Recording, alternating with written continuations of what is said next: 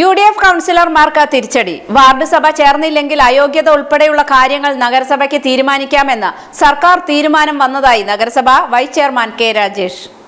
വാദപ്രതിവാദങ്ങൾക്കും തർക്കങ്ങൾക്കും ഒടുവിൽ സർക്കാർ തീരുമാനം വന്നു. വാർഡ് സഭ ചേർന്ന പദ്ധതി സമർപ്പിക്കാത്ത വാർഡുകളിൽ വേഗം തന്നെ വാർഡ് സഭ ചേർന്ന പദ്ധതി സമർപ്പിക്കണമെന്നും അത് അതാത് വാർഡ് കൗൺസിലറുടെ ഉത്തരവാദിത്തമാണ് വാർഡ് സഭ ചേരുക എന്നുള്ളതെന്നും അല്ലാത്തപക്ഷം അയോഗ്യത ഉൾപ്പെടെയുള്ള കാര്യങ്ങൾ നഗരസഭയ്ക്ക് തീരുമാനിക്കാമെന്നും വാർഡ് സഭ ചേർന്ന പദ്ധതി സമർപ്പിച്ചാൽ എല്ലാ വാർഡുകൾക്കും നൽകുന്ന പരിഗണന ഈ വാർഡുകളിലേക്കും സെക്രട്ടറി നൽകണമെന്നുമാണ് ഡിസ്റ്റർബ് തീരുമാനം വന്നത് എന്ന് നഗരസഭ വൈസ് ചെയർമാൻ കെ രാജേഷ് പറഞ്ഞു.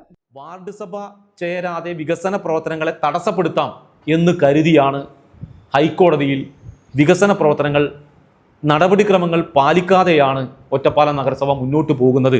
അതുകൊണ്ട് വികസന പ്രവർത്തനങ്ങൾ വാർഷിക പദ്ധതികൾ തടയണം, തടസ്സപ്പെടുത്തണം എന്ന ഹൈക്കോടതിയിൽ നൽകിയ ശ്രീ PMA ജലീൽ ഉൾപ്പെടെയുള്ള 8 പേർ നൽകിയ നടപടി ഹൈക്കോടതി അത് ഗവൺമെൻറ്റിലേക്ക് വിടുകയും ഗവൺമെൻറ് വിശദമായി ഈ കാര്യം പരിശോധിക്കുകയും ചെയ്തു.